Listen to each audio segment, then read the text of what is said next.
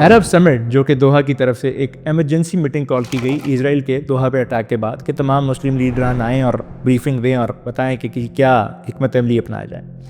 اس میں سے ہمارے پرائم منسٹر شہباز شریف صاحب نے بھی اس میں شرکت کی اور طیب اردگان صاحب بھی اس میں شریک ہوئے، تمام مسلم لیڈران اس میں شریک ہوئے، اپنی روایتی انداز میں اس کو کنڈیم بھی کیا۔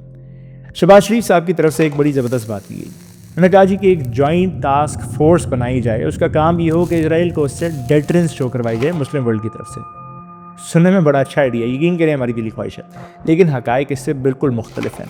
حقائق ہمیں یہ بتاتے ہیں کہ اس وقت آپ کے سفارتی تعلقات یو ایس کے ساتھ اپنے عروج پہ جا رہے ہیں۔ ٹرمپ کو اپنے نوبل پیس ایوارڈ کے لیے نامینیٹ کیا ہوا ہے، اور باتیں آپ کی ہیں کہ جی ایک جوائنٹ ٹاسک فورس بنا کے ہم نے اسرائیل کو ڈیٹرنس شو کروانی ہے۔ وہ بات کریں جو ہمارے سمجھ میں عقل میں بھی آئے۔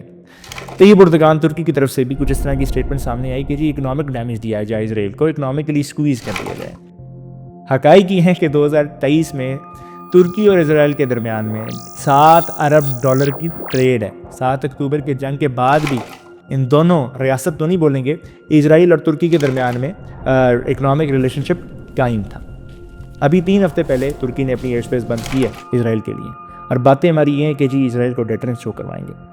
دراصل اس سمٹ کا مقصد ایک اور بھی ہے، مقصد یہ ہے کہ 2 اسٹیٹ سولوشن کو کسی طرح امپلیمنٹ کیا جائے، اور پاکستان کی طرف سے بھی اسٹیٹمنٹ ہمیں دیکھنے کو ملی کہ اسرائیل کو کسی طرح مسلم ورلڈ ایک ریاست کے طور پہ تسلیم کر لے، وہ چاہے قطر پہ حملہ کرے، وہ چاہے فلسطینیوں کو مارے، وہ چاہے سیریا میں گھسے، جہاں مرضی، وہ چاہے ایران میں بمباری کرے، لیکن ہم نے اسرائیل کو ایک ریاست کے طور پہ تسلیم کر لینا ہے۔